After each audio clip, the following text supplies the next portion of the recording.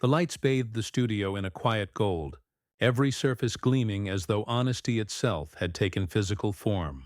Cameras hum softly. An audience holds its collective breath. Oprah sits at the center of it all, shoulders relaxed, gaze unwavering.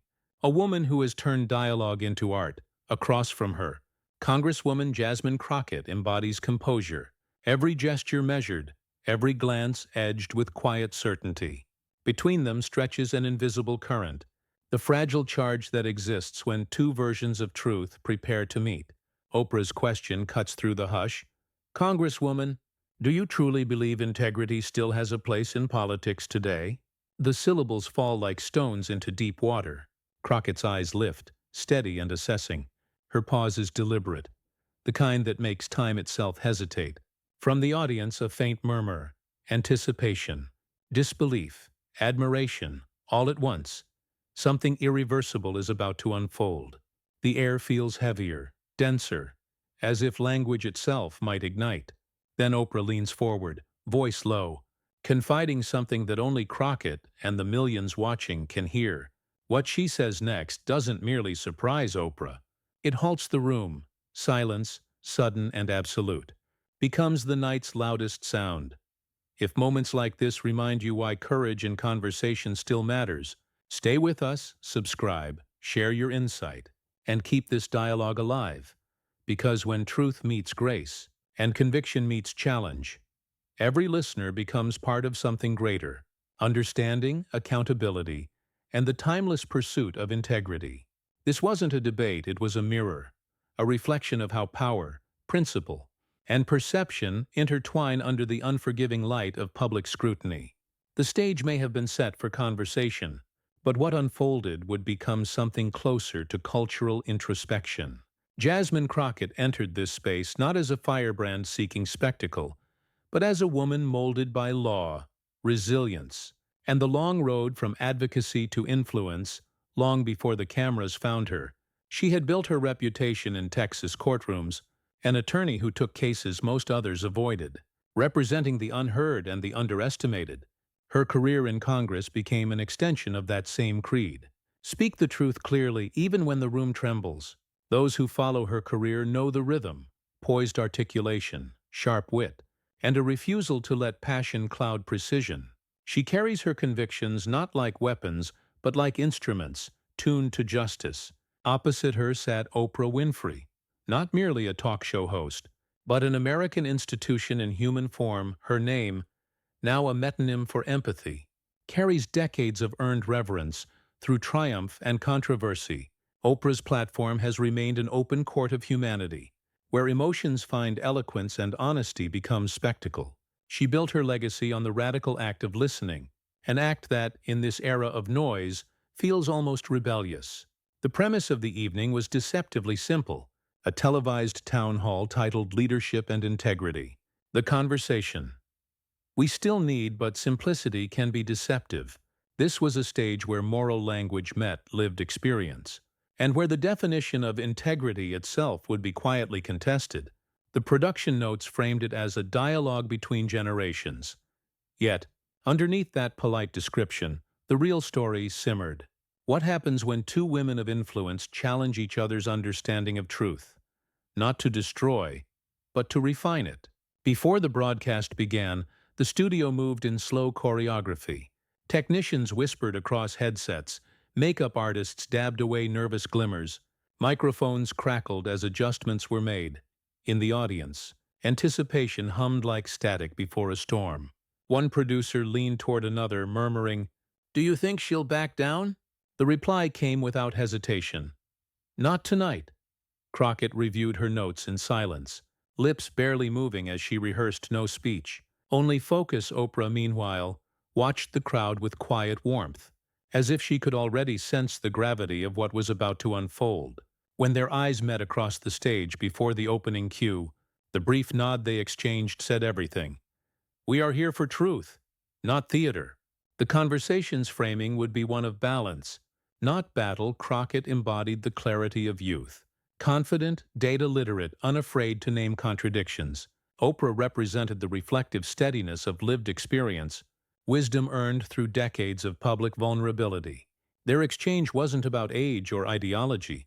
It was about the shared moral demand that power, wherever it resides, must remain accountable to principle. As the audience settled, a faint unease rippled through the air, the kind that arises when something real is about to occur. The lights dimmed slightly, the cameras blinked red, and time seemed to narrow around two women who had spent their lives facing rooms like this one. Neither planned to yield. Both understood what it meant to stand for something when the world preferred comfort over truth. But what happens when grace itself becomes the battlefield? The first question came gently, as if wrapped in velvet. Oprah's tone was calm, almost maternal, her words unhurried. "Congresswoman," she began, "when you look at the landscape of politics today, so divided, so reactive, what does integrity mean to you?" The phrasing carried both invitation and challenge. It was the kind of question that sounded simple until one tried to answer it honestly. Jasmine Crockett leaned forward slightly, her palms resting together, eyes steady but soft. She did not rush. "Integrity," she said slowly, "means consistency when convenience tempts you to compromise. It means standing by the same truth when it costs applause as when it earns it." Her diction was deliberate, each word landing like a measured step across fragile glass. "Politics doesn't corrupt truth," she added, "but it tests who still believes in it when pressure rises." The audience murmured approval. Oprah nodded, absorbing. There was admiration in her eyes, but also inquiry, a desire to press deeper, to test the moral framework behind that composure. She asked a follow-up, one that turned the air slightly taut. "And when conviction collides with empathy, which one gives way first?" Crockett smiled faintly. "If they're real, neither should have to." A ripple of quiet laughter moved through the room, not mockery but recognition. The tension began to hum beneath the politeness, a silent vibration between two minds attuned to truth, but tuned differently. Oprah had built a lifetime's reputation on the art of asking the question behind the question. She didn't challenge to corner. She challenged to reveal. Her next query came with that trademark precision, soft tone, steel beneath. "You speak of standing firm," she said, "but doesn't every stand risk building a wall? How do you remain open when you've been misjudged for speaking hard truths?" It wasn't accusation. It was a mirror turned inward. The camera caught the flicker in Oprah's expression, respect laced with curiosity, as if she wanted to understand how Crockett carried her strength without bitterness. Crockett's eyes didn't waver. "I remind myself that perception isn't always personal," she replied. "People often react to the mirror, not the message. My job is to hold the mirror steady." Before the broadcast began, the studio moved in slow choreography. Technicians whispered across headsets. Makeup artists dabbed away nervous glimmers. Microphones crackled as adjustments were made. In the audience, anticipation hummed like static before a storm. One producer leaned toward another, murmuring, "Do you think she'll back down?" The reply came without hesitation. "Not tonight." Crockett reviewed her notes in silence, lips barely moving as she rehearsed no speech. Only focus. Oprah, meanwhile, watched the crowd with quiet warmth, as if she could already sense the gravity of what was about to unfold. When their eyes met across the stage before the opening cue, the brief nod they exchanged said everything. "We are here for truth, not theater." The conversation's framing would be one of balance, not battle. Crockett embodied the clarity of youth. Confident, data-literate, unafraid to name contradictions. Oprah represented the reflective steadiness of lived experience, wisdom earned through decades of public vulnerability. Their exchange wasn't about age or ideology. It was about the shared moral demand that power, wherever it resides, must remain accountable to principle. As the audience settled, a faint unease rippled through the air, the kind that arises when something real is about to occur. The lights dimmed slightly, the cameras blinked red, and time seemed to narrow around two women who had spent their lives facing rooms like this one. Neither planned to yield. Both understood what it meant to stand for something when the world preferred comfort over truth. But what happens when grace itself becomes the battlefield? The first question came gently, As if wrapped in velvet, Oprah's tone was calm, almost maternal, her words unhurried. "Congresswoman," she began, "when you look at the landscape of politics today, so divided, so reactive, what does integrity mean to you?" The phrasing carried both invitation and challenge. It was the kind of question that sounded simple until one tried to answer it honestly. Jasmine Crockett leaned forward slightly, her palms resting together, eyes steady but soft. She did not rush. "Integrity," she said slowly, "means consistency when convenience tempts you to compromise. It means standing by the same truth when it costs applause as when it earns it." Her diction was deliberate, each word landing like a measured step across fragile glass. "Politics doesn't corrupt truth," she added, "but it tests who still believes in it when pressure rises." The audience murmured approval. Oprah nodded, absorbing. There was admiration in her eyes, but also inquiry, a desire to press deeper, to test the moral framework behind that composure. She asked a follow-up, one that turned the air slightly taut. "And when conviction collides with empathy, which one gives way first?" Crockett smiled faintly. "If they're real, neither should have to." A ripple of quiet laughter moved through the room, not mockery but recognition. The tension began to hum beneath the politeness, a silent vibration between two minds attuned to truth, but tuned differently. Oprah had built a lifetime's reputation on the art of asking the question behind the question. She didn't challenge to corner. She challenged to reveal.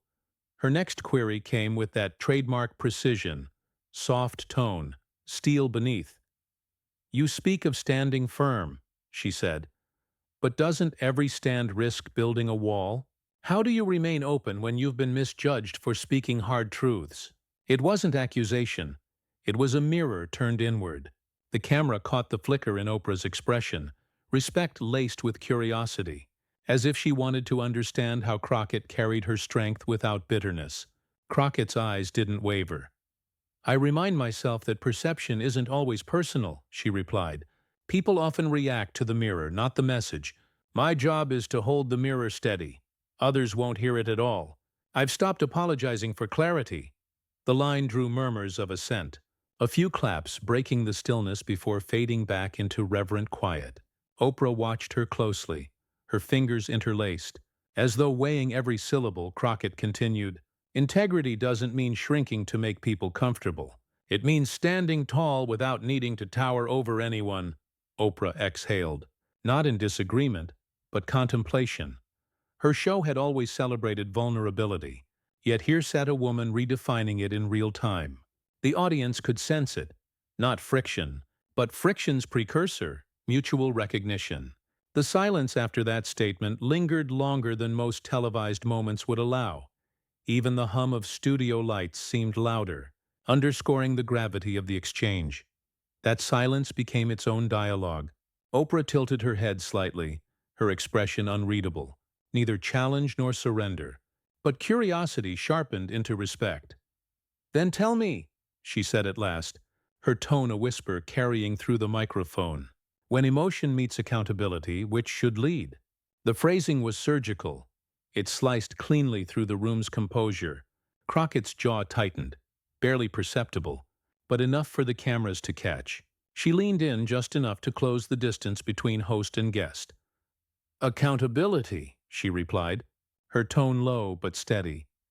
"Because emotion may fade, but accountability remains, even when the heart moves on."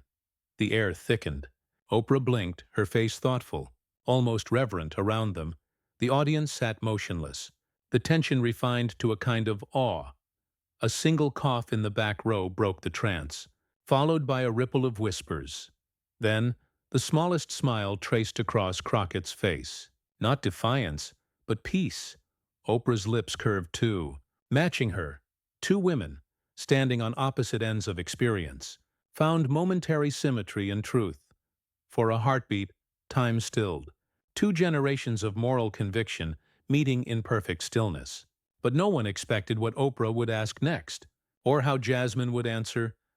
The air inside the studio had changed. No one could name it, but everyone felt it. The shift from conversation to confrontation. Though it never once lost its civility, What began as dialogue had turned into something deeper, something that belonged less to television and more to the human archive of truth. Oprah adjusted her cue cards but didn't look down. Her eyes were fixed on Crockett, the weight of years in public conversation behind them. She began carefully, as if testing both tone and terrain. "Do you ever feel," she asked, "that your tone overshadows your truth?" The words weren't sharp, they were surgical. Crockett blinked once, then smiled. "Only when people fear the truth more than the tone." A small wave of applause rose, unplanned, before fading into a tense hush. Oprah nodded slowly, absorbing the remark. The exchange was no longer about questions. It was about the right to define one's own expression. "Some say passion clouds reason," Oprah continued. "Others say it reveals it. When you speak forcefully, unapologetically, do you ever worry the message gets lost?" Crockett leaned forward, elbows resting lightly on her knees. "No," she said evenly, "because those who are ready to hear the truth don't mind the volume, and those who mind the volume were never listening." The audience gasped, then fell silent again. Oprah exhaled through her nose, an almost imperceptible smile tracing her lips. "That's a strong statement," she said softly. "It has to be," Crockett replied. "History doesn't remember whispers." For a moment, neither spoke. The lights above the stage hummed faintly, the kind of quiet that amplifies heartbeat and breath. The respect between them was tangible even as the tension deepened. Like two musicians testing the edges of harmony before the crescendo, Oprah shifted the tone. "You've mentioned accountability more than once tonight," she said. "But accountability means different things depending on who holds the power. How do you define it when the system itself seems uneven?" Crockett paused, then spoke as if summoning generations behind her. "Accountability," she began, "isn't about punishment. It's about reflection and correction. But when reflection never happens, the same harm repeats with a new name." She leaned in, voice low but commanding. "Frederick Douglass once said, 'Power concedes nothing without a demand.' That demand, in every era, has sounded too loud to those who benefit from quiet." The audience murmured in resonance. Cameras panned across faces, young, old, enraptured. Oprah's fingers tapped her note card once, a habit she had when something landed deeply. Crockett continued. "When Dr. King spoke in Birmingham, they said he should wait, speak softly, not stir trouble. When Fannie Lou Hamer said she was sick and tired of being sick and tired, they said she was too emotional. When Shirley Chisholm ran for president, they said she was too bold." Her gaze swept across the room. "Now, when I speak about justice, they say my tone is too sharp, but what they really mean is, I refuse to dull it." Oprah didn't interrupt. She simply listened, eyes glistening slightly, her posture regal but contemplative. "That's why I don't fear being misunderstood," Crockett finished. "I fear being too polite to be remembered." The words hung heavy in the air. Oprah slowly set her cards aside, symbolic, almost ritualistic. The conversation had moved beyond moderation into revelation. For a moment, Oprah said nothing. She looked at Crockett, truly looked, as though seeing her not just as a guest, but as an embodiment of something larger.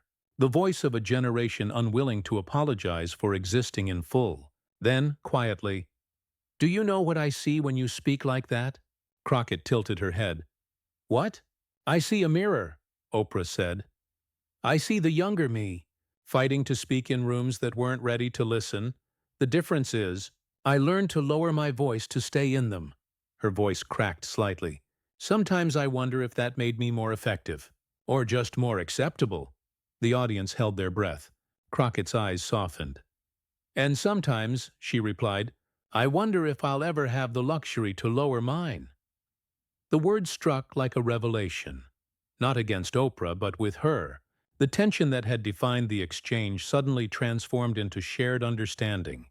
Two women, different eras, same battlefield, meeting in the center of truth. Oprah inhaled deeply, eyes glistening. "Maybe that's what evolution looks like," she said. "You get to raise yours because I lowered mine first." Crockett smiled faintly. "The kind that carries gratitude and ache in equal measure." "Then maybe," she said, We both did what was needed. For our time. The audience began to applaud, but Oprah raised a hand slightly, silencing them. Not out of control, but reverence. The sound of silence returned. Full and alive, they sat in it together. Two women, two generations, one unspoken truth. Courage changes its form, but never its purpose. But no one expected what Oprah would ask next, or how Jasmine would answer. The air had grown heavy with reflection, not confrontation. Each question had peeled another layer off the idea of integrity. Until only one remained, Oprah leaned forward, her tone softer than before, almost reverent. "What do you think truth costs us?" For a moment, Jasmine Crockett didn't answer. The silence wasn't hesitation. It was deliberation, a weight she refused to drop carelessly. The cameras held their breath. Every audience member, every light beam in the room seemed to bend toward her. She glanced down, exhaled once, then lifted her gaze. Clear, steady, alive with conviction. "Sometimes," she began quietly, "it costs you applause." Her voice, calm and unbroken, carried the kind of stillness that commands attention. "Sometimes it costs you comfort." The pause stretched, filling the room with a collective heartbeat. Then, the line that would echo far beyond that night. "But silence costs your soul." There it was. The moment words changed gravity, Oprah blinked, her expression softening into awe. The silence that followed wasn't empty. It was sacred. You could almost hear people thinking, tracing their own lives against that single sentence. A studio once alive with murmurs and applause now felt like a cathedral of reckoning. Oprah, usually the orchestrator of every emotional rhythm, found herself still. She didn't rush to fill the quiet. Her eyes glistened as she nodded, a gesture that said more than any monologue ever could. That nod wasn't agreement. It was respect, recognition, surrender to truth. The cameras zoomed closer. Crockett's face was calm, not triumphant. She hadn't delivered a knockout line. She had delivered a human truth, and in that instant, authority, the unspoken hierarchy of celebrity, influence, and seniority, inverted. The teacher became the student became the mirror. This was the power shift, not of dominance, but of grace. The kind of transformation that happens when sincerity outweighs status, when eloquence becomes secondary to moral clarity. A faint rustle spread through the audience. Someone exhaled shakily, realizing they'd been holding their breath. Another whispered, "Wow," barely audible. It wasn't until several seconds passed, a long, reverent silence, that the applause began. But it wasn't the raucous kind. It started with one person standing, then another. The sound grew gradually, organically, like a wave recognizing its own force. It wasn't for performance. It was for truth. Oprah stood too, clapping once, slowly, her eyes never leaving Crockett's. In that standing ovation, something unspoken passed between them. A shared acknowledgement that truth, when spoken with grace, doesn't need volume to be heard. Crockett smiled faintly, not in pride, but in peace. Her words had landed. Their work was done. The audience didn't cheer her victory. They honored her integrity. Even Oprah's crew, seasoned veterans of countless interviews, felt the shift. A camera operator later recalled that moment felt different, like the room was holding history in its hands. And in a way, it was, because the scene wasn't about two women anymore. It was about every person who's ever had to choose between comfort and conscience, applause and authenticity. Oprah finally broke the silence with a whisper that carried through the studio mics. "Well," she leaned back in her chair, half smiling through the shimmer in her eyes. "That was unexpected." Crockett tilted her head gently, her composure intact, the faintest warmth in her expression. "Truth usually is," she replied. The audience erupted again, not louder, but fuller. It wasn't the sound of excitement. It was the sound of recognition. The director cut to a wide shot. The two women on stage, one sitting in grace, the other standing in respect. The echo of Crockett's words still seemed to hang in the air, not as dialogue but as declaration. For a split second, the screen faded to black, as if to let the sentence linger in the darkness where it belonged. But silence costs your soul. And as the lights rose again, the world beyond that stage, the viewers, the pundits, the dreamers, were already beginning to react. But the world beyond that stage was only beginning to react. Within minutes of the cameras cutting and the studio lights cooling, the world outside had already begun to stir. In the digital age, silence doesn't last long, not after moments like that. A clip of Jasmine Crockett's final line, "But silence costs your soul," was the first to escape the confines of the studio. Someone from the live audience had uploaded it to X, formerly Twitter, barely 10 minutes after the show ended. The caption read simply, "Truth, spoken softly." By morning, it had been viewed over 2 million times. Hashtags began to gather like constellations around that moment. Truth costs, grace in power, the conversation. But unlike the usual internet storm of sarcasm and outrage, this one felt different. The tone was reflective, not reactionary. Viewers weren't choosing sides. They were quoting lines. They weren't debating personalities. They were revisiting principles. Clips began circulating across platforms. TikTok edits underscoring Crockett's words with gentle piano music. Instagram reels juxtaposing Oprah's contemplative pause with the audience's silent awe. Comment sections read like modern town squares. That line hit harder than a sermon. This is what accountability should sound like. No shouting, no spin, just truth. Inside the studio, the production team sat in stunned reflection. Some replayed the raw footage in the control room, watching again how Oprah's expression had shifted. The subtle moment when empathy overtook authority. A senior producer finally broke the silence.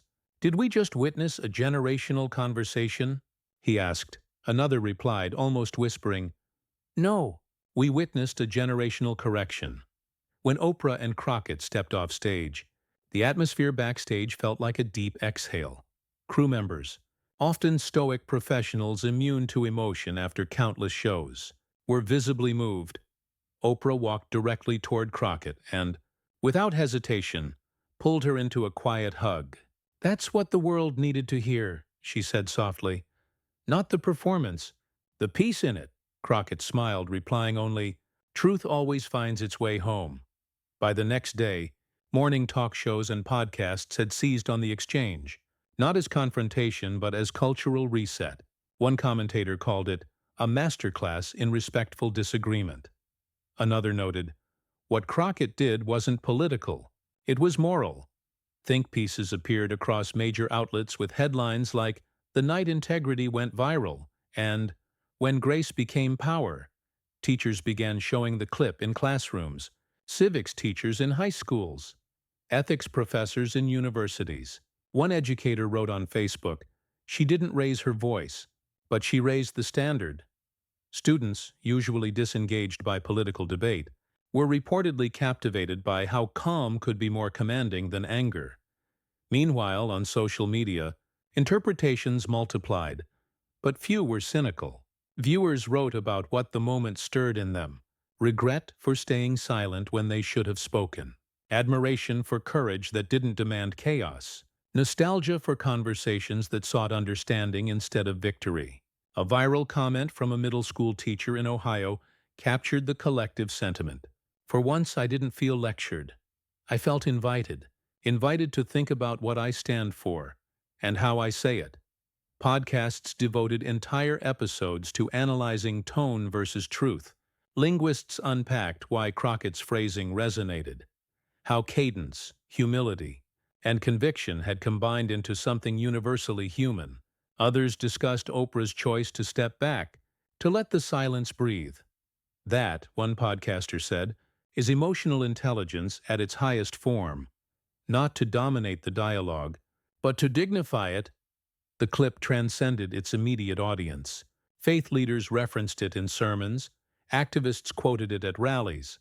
A retired journalist wrote, "In an age of outrage, restraint felt revolutionary." For Oprah, the impact was equally profound. She released a short reflection on her official page that evening. "Every now and then, a conversation reminds us that the loudest truth is often the quietest one." Tonight was that moment. And for Crockett, her inbox overflowed.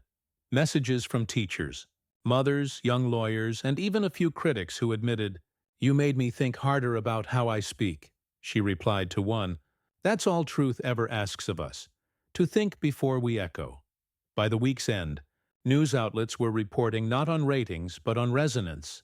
The episode was being cited in journalism schools as a model of constructive confrontation. Commentators observed that the usual noise of political discourse had briefly given way to stillness, the rare kind that makes people listen again. But even as the applause faded and the headlines rotated, the weight of those words remained. "Silence costs your soul" had migrated from screens to conversations, appearing in essays, captions, and coffee shop debates. No one could have predicted that a single exchange, delivered without anger, broadcast without interruption, would ripple so far, so fast. But the real meaning of her words, no one realized until days later, in the days that followed. What began as a single televised conversation evolved into something larger, a national reflection. The clip was no longer just trending. It was being studied. Morning panels, evening think pieces, and university forums all circled the same question. Can civility coexist with moral firmness? It wasn't the usual cycle of outrage and rebuttal. Journalists approached the moment with unusual care. They analyzed tone, posture, phrasing, not to declare a winner, but to understand how two public figures had managed to turn confrontation into communion.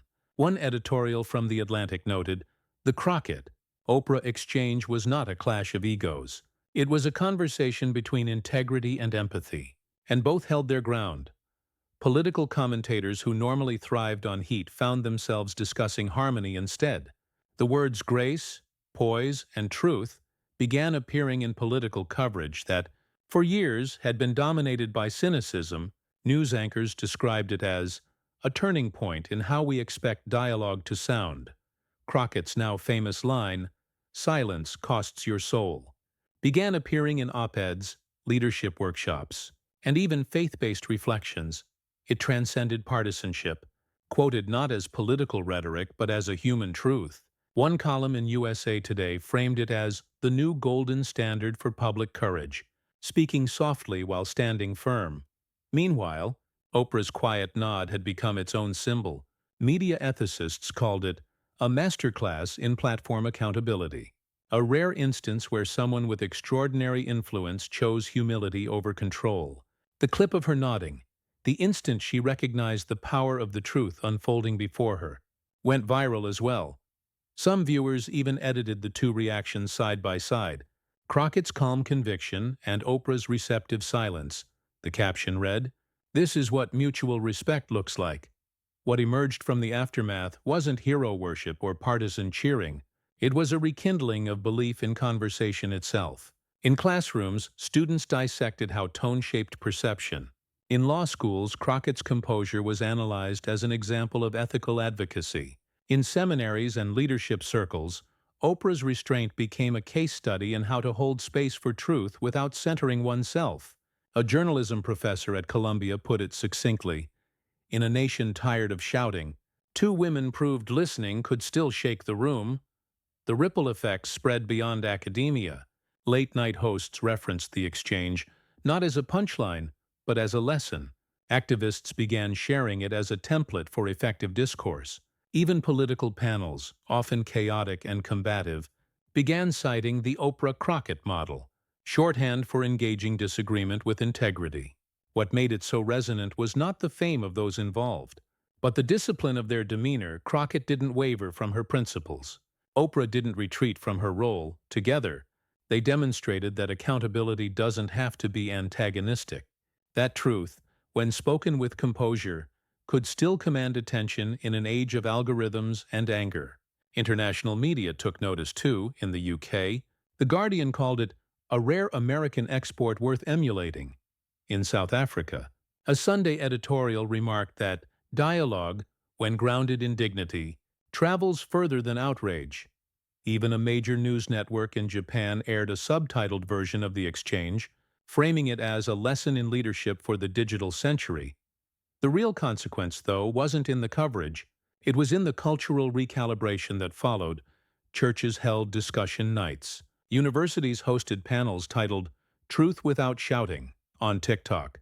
Young creators began posting reflections tagged Grace in Power, pairing clips of the conversation with personal stories about speaking up respectfully in their own lives.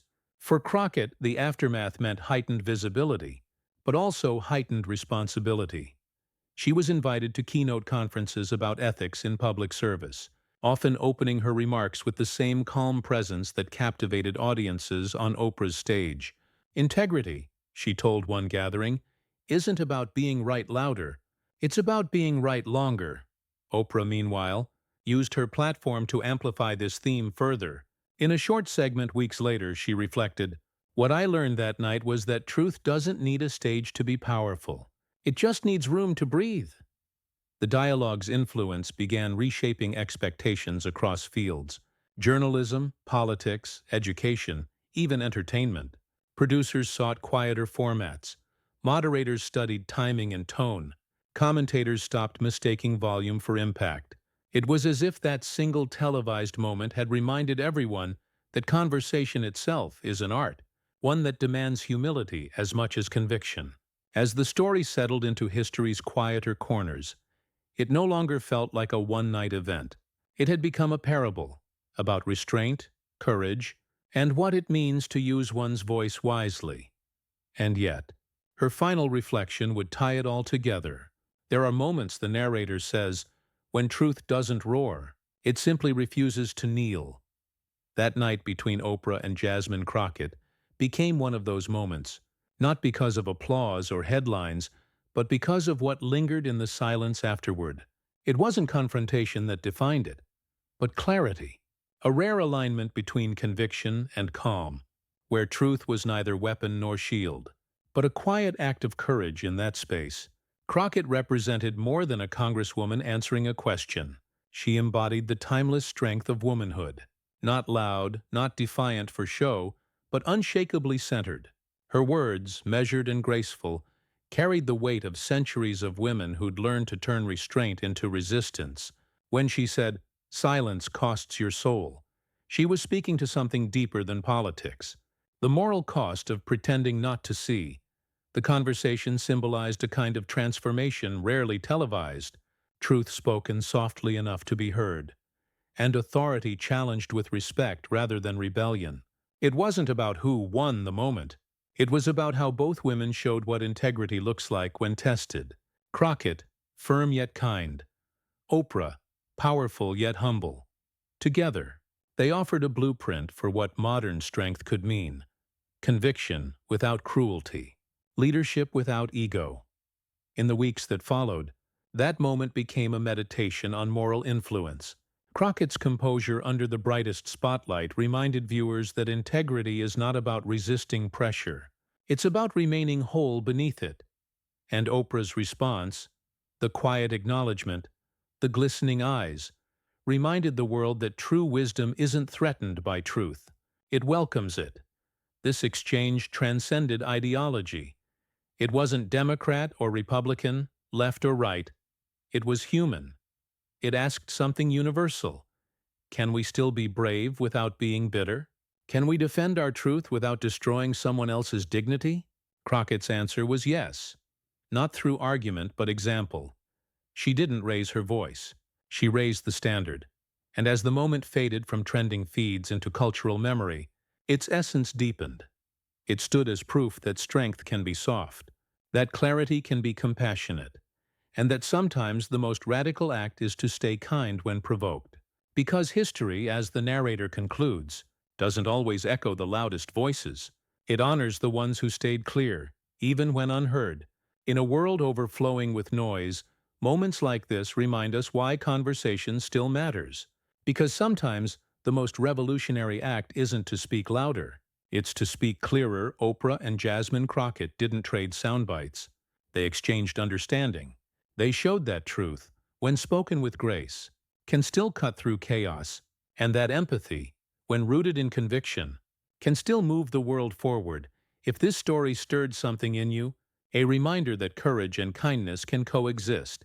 Subscribe, share, and stay part of this journey towards civic clarity and deeper human understanding. Because keeping truth alive isn't about outrage. It's about grace. It's about the courage to listen, the strength to stay calm, and the wisdom to keep learning.